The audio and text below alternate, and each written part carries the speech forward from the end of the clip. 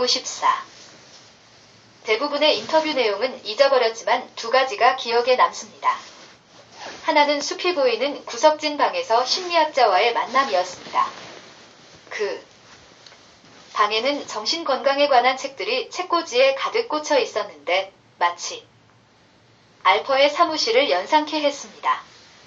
테이블 건너편에는 어렴풋한 동유럽 억양으로 말하는 나이든 여성이 앉아 있었습니다. 그녀는 제 가치관, 부모님의 이혼, 지금까지의 인생 여정에 대해 여러 가지 질문을 던졌습니다.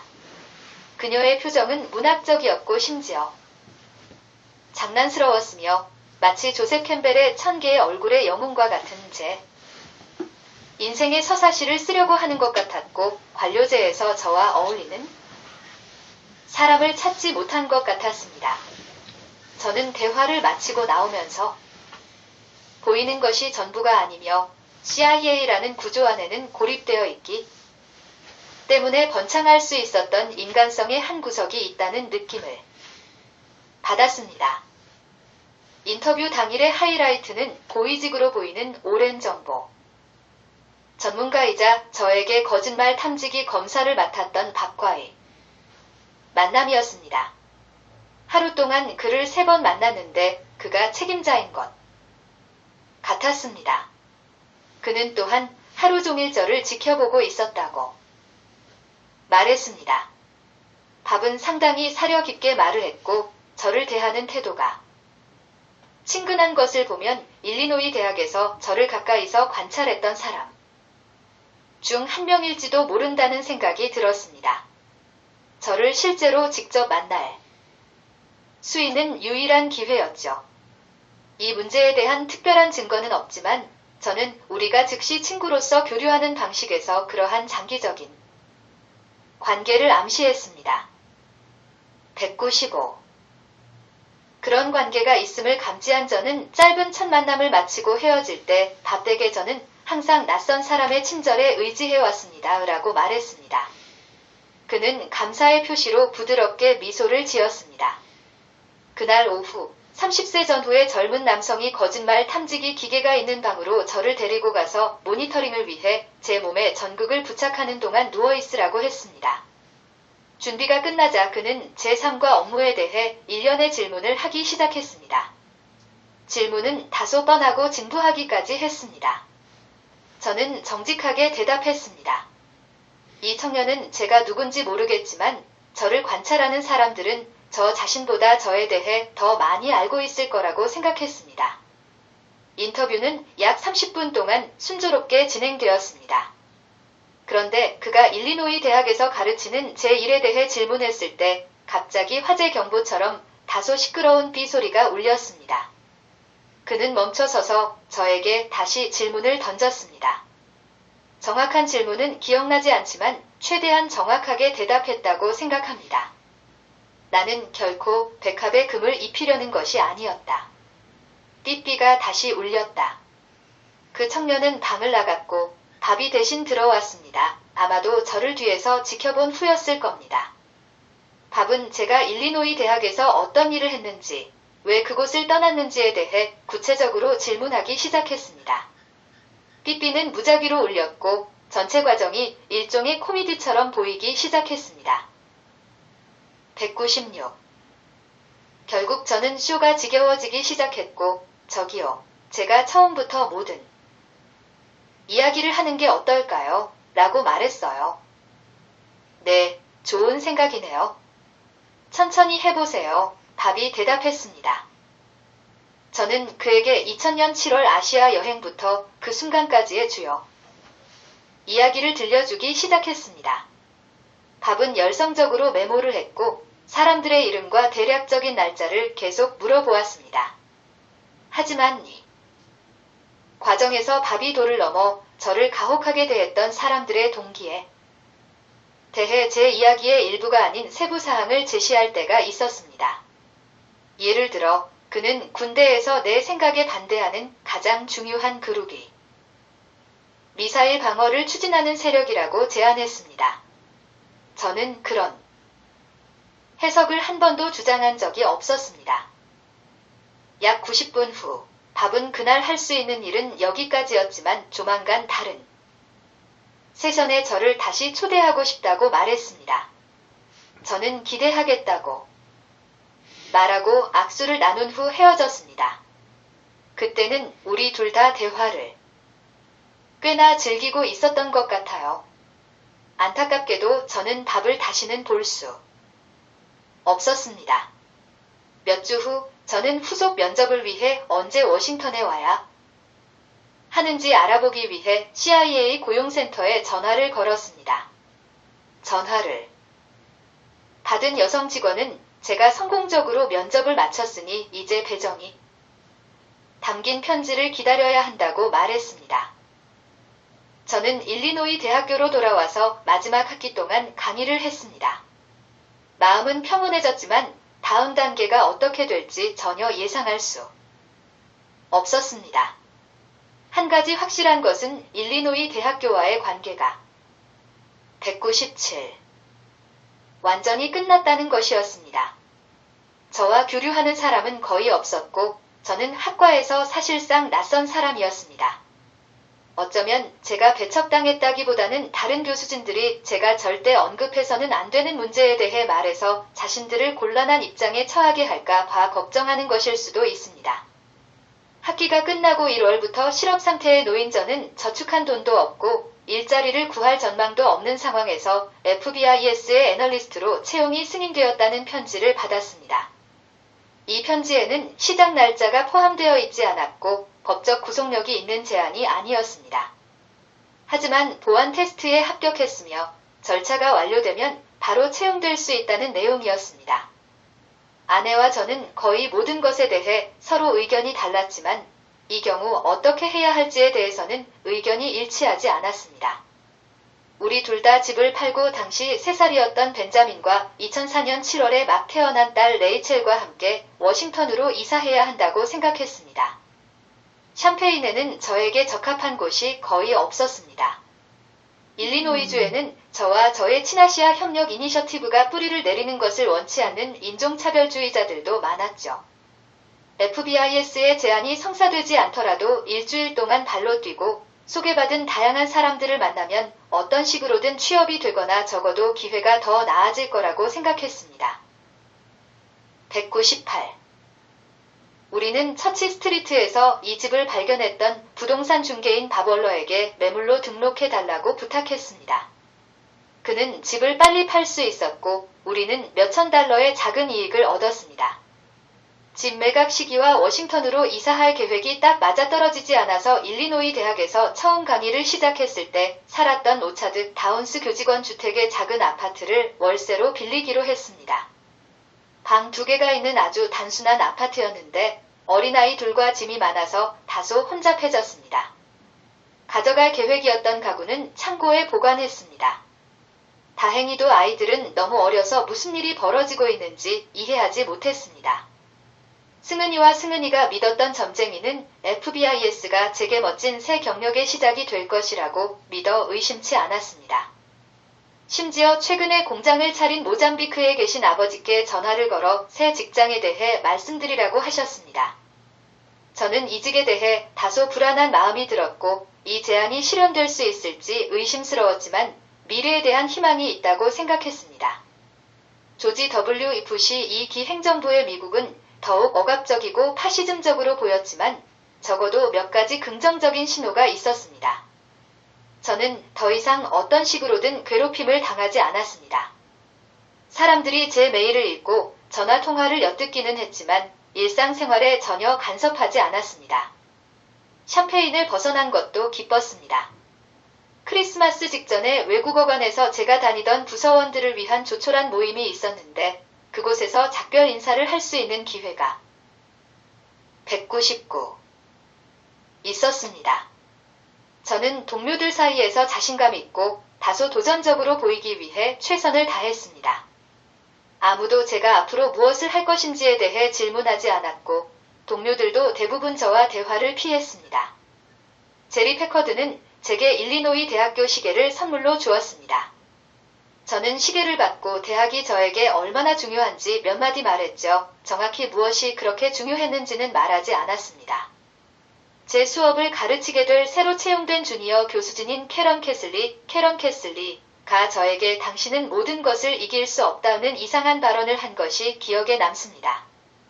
하지만 그 마지막 이벤트는 고통 없이 끝났고 저는 가족에게 돌아갈 수 있어서 기뻤습니다. 2004년 12월 우리는 이삿짐 회사를 통해 대부분의 짐을 워싱턴 DC로 보내 임시로 보관했습니다. 그런 다음 6개월 된 레이첼과 4살 된 벤자민을 포드 토러스에 태우고 소형 유골 트레일러를 연결해 워싱턴으로 향하는 장대한 드라이브를 시작했습니다. 오하이오의 한 호텔에 들러 큰 침대 하나에서 모두 함께 잠을 잤습니다. 다음 날 도착한 우리는 지친 기색이 역력했지만 이상하게도 완전히 새로운 환경에 있다는 사실에 흥분했습니다.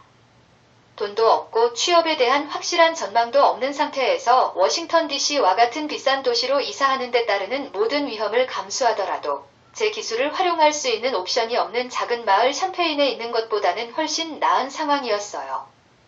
워싱턴 DC에서 새로운 가능성을 찾을 수 있을 거라는 희망도 있었죠. 200. 승은이는 워싱턴에 사는 언니 영숙이에게 나의 영광스러운 새 직업에 대해 이야기했고 모두들 모든 것이 정해졌다고 생각했다. 하지만 나는 최종 확정 통보를 받지 못했다.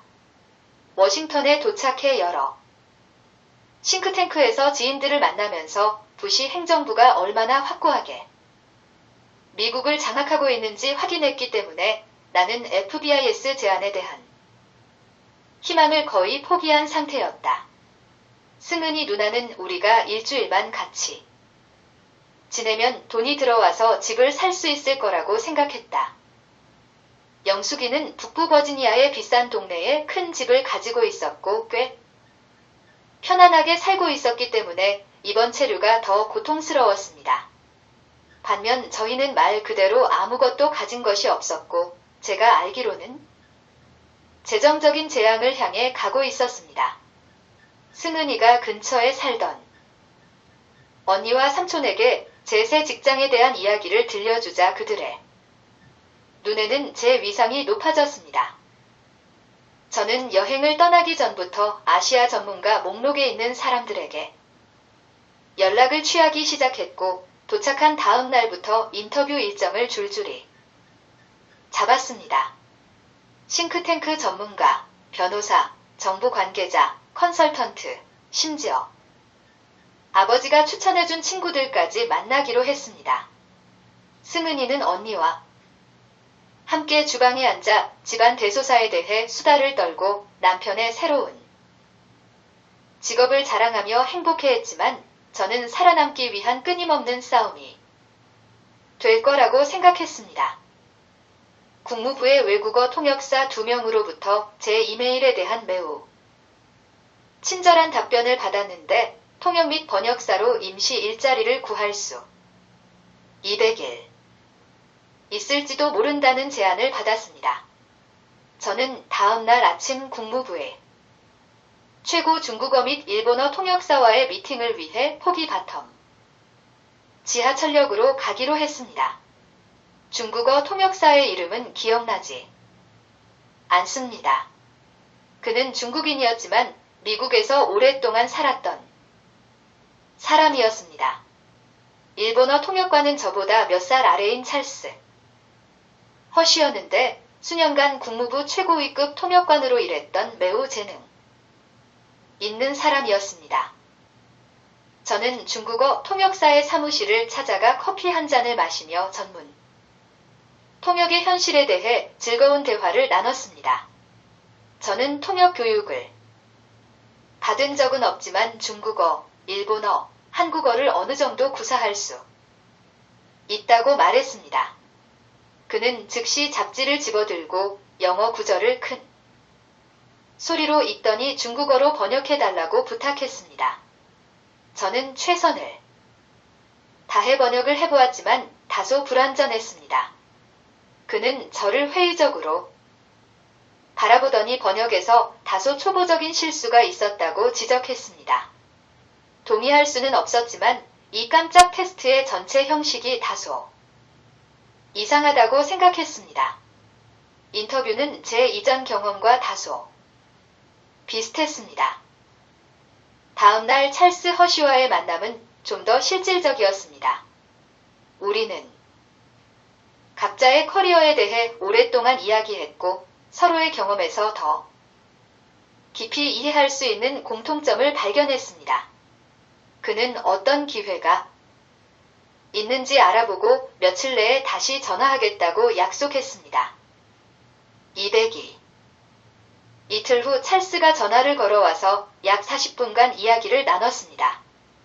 그는 프리랜서로 일하는 사람이 워싱턴 DC에서 할 수 있는 일의 종류에 대해 몇 마디 말한 후 저를 위해 간단한 테스트도 진행했습니다. 대단한 쇼였습니다. 시험의 절반은 그가 마치 일본에 대해 아무것도 모르는 무식한 정치인인 것처럼 남부 억양으로 말하게 했습니다. 그는 많은 전문 용어를 던졌고 제가 동시 통역으로 대응할 수 있는 시간은 상대적으로 짧았습니다. 저는 이 다소 불가능한 일에 최선을 다했습니다. 그는 정중하게 경청한 후 당신은 일본어에 대한 수준 높은 지식을 가지고 있지만 이런 종류의 실무에 대한 교육은 많이 받지 못했습니다. 라고 말했습니다. 저는 그의 평가에 기꺼이 동의했습니다. 그는 제가 할 수 있는 일이 있으면 다시 전화하겠다고 말했습니다. 그는 다시는 전화하지 않았지만 약 1년 후 윌라드 호텔에서 아베 신조 총리가 연설할 때 통역을 맡았을 때 잠깐 이야기를 나눴습니다. 싱크탱크와 로펌에서 만난 사람들은 대체로 친절하고 반갑게 맞아주었고 제가 이곳에 온 것을 이상하게도 기뻐했습니다. 그 친절함만으로도 완전히 미쳐버린 세상에서 제정신을 가진 목소리를 내야 하는 제가 계속 버틸 수 있었습니다. 길거리에서 발로 뛰지 않을 때는 수정한 이력서를 워싱턴 전역의 사람들에게 전달하고 약속을 잡았습니다. 그 과정에서 펜실바니아 대학교의 중문학과 교수인 제 절친한 친구 빅터 마이어가 저를 위해 1년 동안 자신의 학과에서 초빙 교수직을 203. 맞는 다소 복잡한 일을 맡았습니다. 이 직책은 수입은 없었지만 명함을 달 수 있는 공식적인 직책이었고 한 번 방문해서 강의를 할 수 있는 초청을 받았습니다. 펜실바니아 대학교 도서관을 이용할 수 있는 권한도 있었지만 사용할 기회가 없었습니다.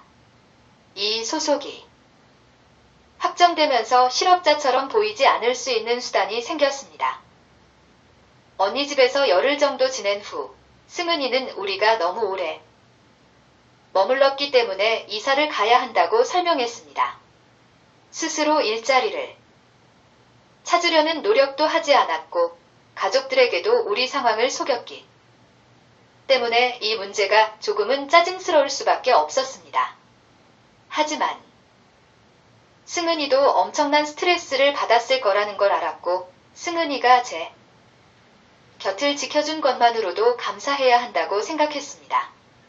많은 여성들이 그런 상황이라면 그냥 떠나버렸을 거예요. 상황의 심각성을 고려할 때 언니의 이런 반응은 다소 불공평해 보였지만 그런 걱정을 할 시간이 없었습니다. 저는 남은 돈으로 가족들이 한국으로 돌아가 어머니와 함께 지낼 수 있는 항공권을 구입했습니다.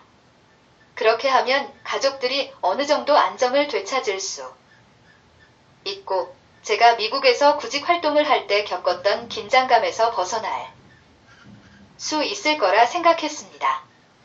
동시에 저는 사촌 형인 매니에게 일자리를 찾는 동안 몇 주 동안 함께 지낼 수 있는지 물어봤습니다. 매니는 흔쾌히 동의했습니다. 나는 아버지와 전화로 내 상황에 대해 이야기했다. 아버지는 제가 아내와 어린 두 자녀와 함께 워싱턴에서 확실한 취업 전망도 없이 204 지내고 있다는 사실을 분명히 알고 계셨지만 저에게 연락을 하지 않으셨고 핵심 질문인 미국의 유명한 아시아 전문가인 아들이 왜 미국 어디에서도 일자리를 구하지 못하고 아무 일도 하지 못하는지에 관한 대화는 피하셨습니다. 아버지는 아무 말 없이 제 이야기를 들으셨습니다.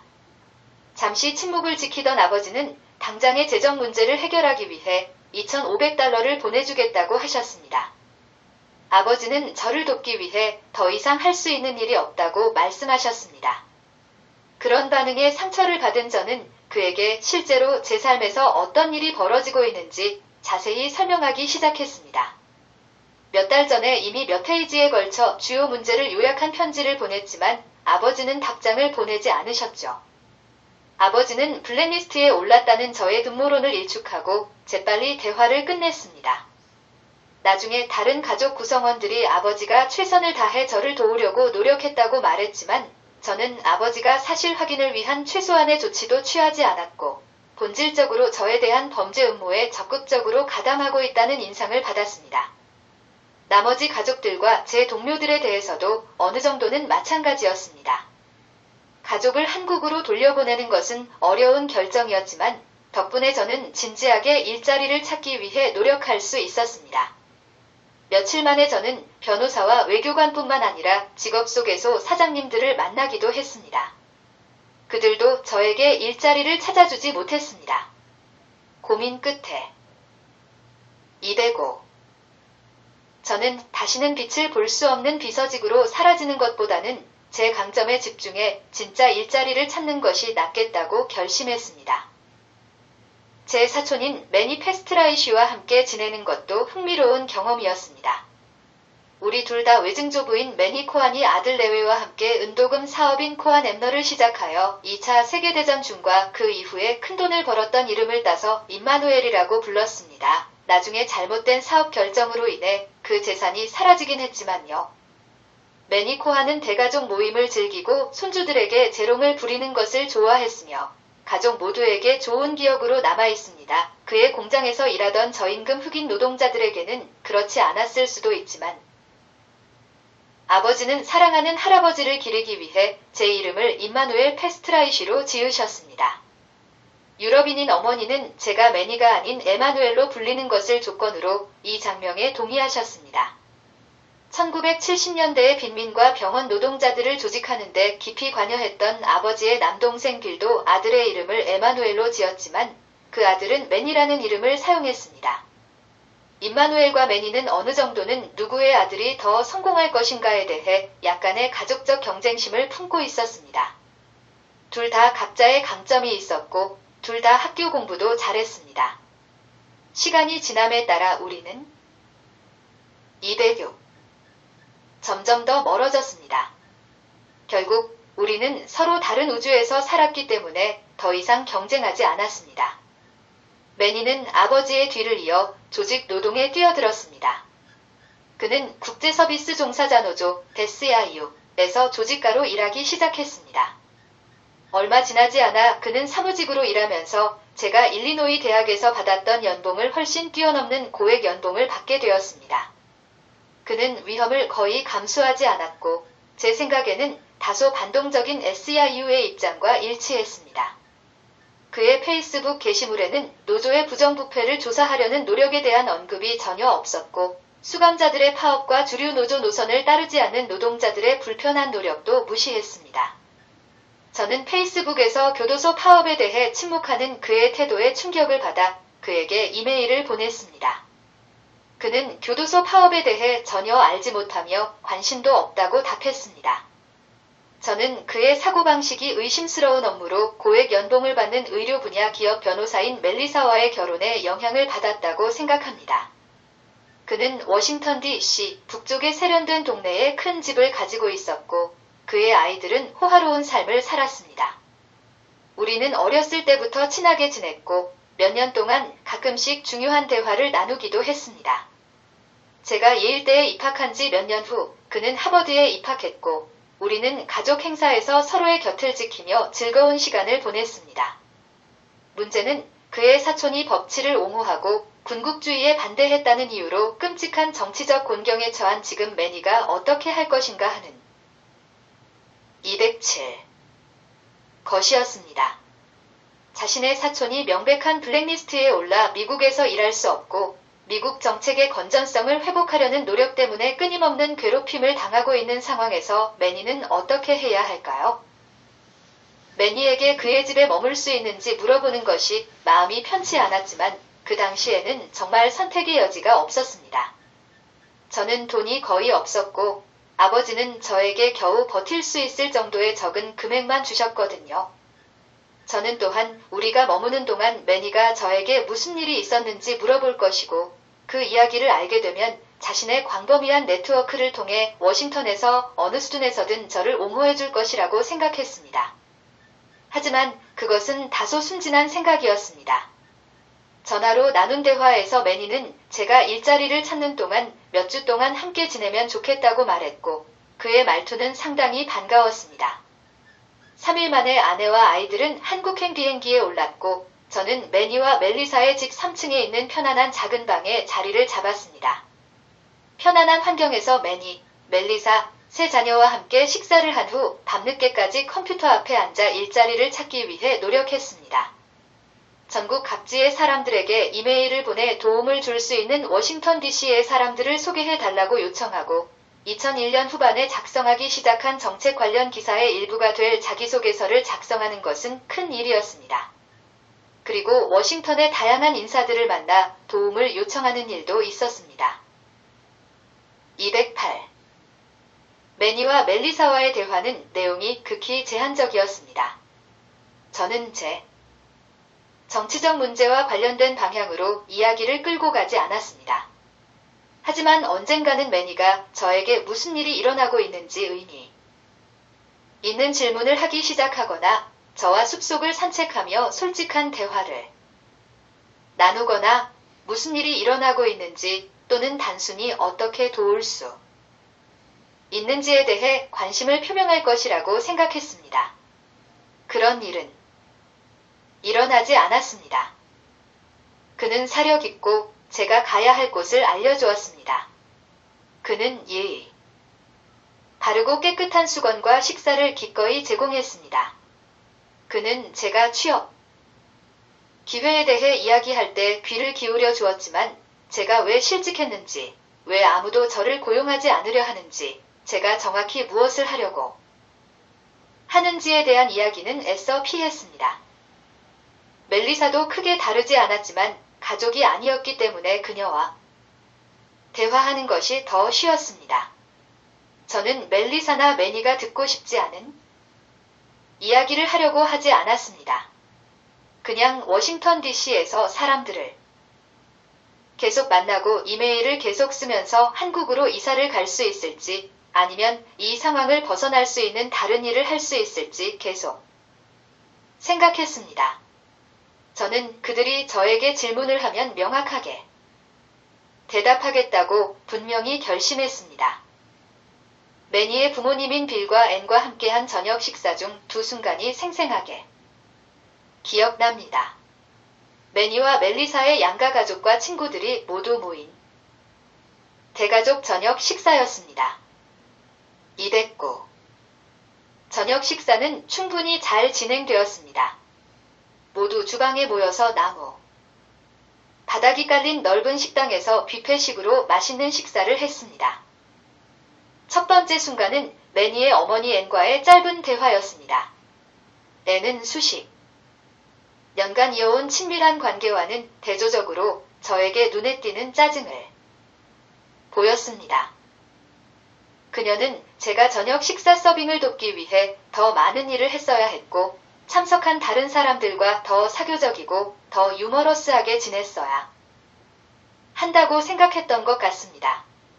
제가 재미있거나 대화하기 쉬운 사람이 아니었던 것은 분명합니다. 다음에 무슨 일이 일어날지, 심지어 살아남을 수 있을지 확신할 수 없었습니다. 그녀의 짜증은 제가 실직하고 사촌의 집으로 피신해야 하는 것이 당연한 일이며 제 상황을 이해할 이유가 없다는 가정에 근거한 것 같았습니다. 말할 필요도 없이 애는 제 인생에 무슨 일이 일어나고 있는지 전혀 묻지 않았습니다. 심지어 가족들이 왜 한국으로 돌아갔는지에 대해서도 묻지 않았습니다. 저에 대한 그녀의 행동을 받아들일 기분이 아니었습니다. 몇 년 후 샌프란시스코에서 이모와 짧은 인사를 나눈 것을 제외하고는 말 그대로 이모와 어떤 말도 주고받은 적이 없었습니다. 두 번째 사건은 저녁 식사 후 거실에 함께 앉아 있을 때 일어났습니다. 빌 삼촌이 불쑥 실업수당 신청하지 그래 라고 말했어요. 210. 이 의견은 여러 측면에서 중요한 의미를 가집니다. 우선 좋은 조언이었습니다. 저는 5주 동안 실직 상태였기 때문에 훨씬 일찍 실업수당을 신청했어야 했습니다. 실업수당 신청은 생각지도 못했고 워싱턴 DC로 이사 오기 전에는 일리노이 대학에 문의조차 하지 않았습니다. 그것은 제가 무능하다는 뜻이 아니라 단순히 살아남는 데만 관심을 기울이고 어떤 직업을 구하는 데만 집중했기 때문이었습니다. 제 실수였지만 특수한 상황의 산물이었습니다. 빌이 이런 발언을 한 것에 대해 매우 화가 났습니다. 이 발언은 내가 왜 실직했는지에 대한 논의는 전혀 없이 나의 현재 상태에 대한 조언만 하는 것이 그의 유일한 책임이라는 것을 암시했습니다. 빈민 운동의 좌파 조직가인 그가 이제 기꺼이 파시스트의 협력자가 되어 어리석은 짓을 하고 있다는 것은 이해할 수 없는 일이었습니다. 위선과 부정직이 너무 심했다. 실업보험은 제 문제 중 가장 작은 문제였습니다. 그가 저를 걱정했다면 적법 절차를 받을 권리에 초점을 맞췄을 겁니다. 매닌의 집에 머물면서 기억에 남는 또 하나의 사건이 있었어요. 멜리사의 여동생, 이름은 잊어버렸지만 이 저녁 식사를 하러 왔을 때 그녀의 일에 대해 짧은 대화를 나눴어요. 그녀는 민주당에서 수년간 일했고 헤지펀드 회사에서 일하기 위해 1년을 쉬고 있었습니다. 아마도 기업의 이익을 위해 봉사한 것에 대한 보상으로 많은 돈을 벌기 위해서였을 것입니다. 당시 저는 샴페인에 있는 민주당에서 선한 싸움을 하고 있다고 생각했던 친구들이 있었기 211 때문에 나중에 갖게 될 민주당에 대한 적대감이 아직 생기지 않았어요. 나는 그녀에게 언제 만날 수 있는지 그리고 언젠가 민주당 사무실을 방문해도 되는지 물었다. 그녀는 마치 제가 자기 차를 일주일만 빌려도 되냐고 물어본 것처럼 완전히 당황한 표정이었습니다. 그러고는 긴장한 표정으로 친구를, 그 다음에는 멜리사를, 마지막으로 매니를 힐끗 쳐다보았습니다. 그녀는 몇 초 더 망설였습니다. 마침내 그녀는 그래, 만나자 라고 말했습니다. 그녀는 종이에 제 전화번호와 이메일 주소를 적어 주었습니다. 다음 날 이메일을 보내고 전화를 걸었지만 아무런 응답이 없었습니다. 저는 그녀가 대화해도 된다고 생각하는 사람이 아니었던 것이 분명했습니다. 그래서 매니와 함께 지내는 것이 불쾌하지는 않았고 멋진 집에서 지하철 정류장까지 가로수 길을 걷는 것이 즐거웠지만 매일 그곳에 사는 것이 저를 타락시킨다는 것을 느꼈습니다. 여러 사람들이 저에게 왜 저 자신뿐만 아니라 다른 가족과 동료들에게도 피해를 주고 수치심을 줄 수 있는 오래전의 사건에 대해 이렇게 솔직하게 기록하는지에 대해 물어왔습니다. 이 질문에는 두 가지 대답이 있습니다. 첫째, 이 글에서는 최선을 다해 진실을 정확하게 포착하려고 노력하는 것이 중요합니다. 이러한 접근 방식이 필요한 이유는 저와 저의 행동에 대해 매우 오해의 소지가 있는 거짓 이야기가 너무 많이 유포되었기 때문입니다. 저는 진실을 밝혀야 합니다. 제 사건에 대해 212 아직도 이해하지 못하는 세부 사항이 분명히 있지만 저는 사건의 한가운데 있었기 때문에 다른 누구와도 달리 사건의 진행 과정에 대한 관점을 가지고 있습니다. CIA나 FBI 요원들이 제 행동과 배경에 대한 보고서를 샅샅이 뒤졌다고 해도 제가 중국, 한국, 일본의 주요 인사들과 나눈 대화에서 무슨 일이 있었는지, 제 동기가 무엇이었는지 이해할 수 있을지 의문입니다. 저는 이 글이 저희 명백한 실수, 심지어 오만함까지 포함하여 기록을 바로잡을 수 있는 객관적인 설명이 되기를 바랍니다. 마찬가지로 중요한 것은 제가 가족이나 동료를 보호하거나 변호할 책임이 없다는 가정입니다.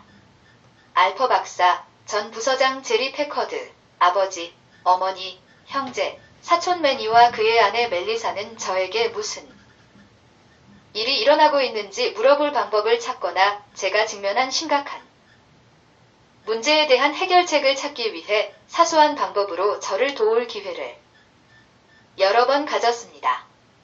제가 다룬 정치적 문제는 그들과 직접적인 관련이 있었습니다. 그들은 그렇게 하기를 거부했습니다.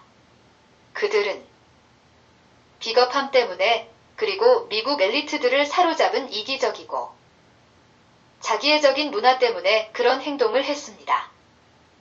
저는 미국 엘리트층이 매닝, 스노든, 스털링 사건을 공개하면서 제 사건을 묻어두기로 한 결정이 극도로 부정적인 영향을 미쳤다고까지 말하고 싶습니다. 물론 저처럼 침묵 속에서 고통받은 사람들도 분명히 있습니다.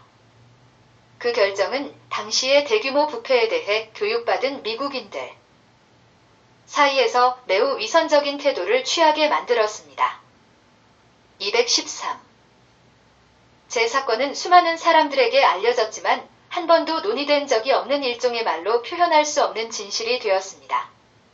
제 가족들의 노력은 비극이자 희극이었으며 저는 그들이 저지른 일에 맞서야 할 윤리적 책임이 있다고 생각합니다. 214.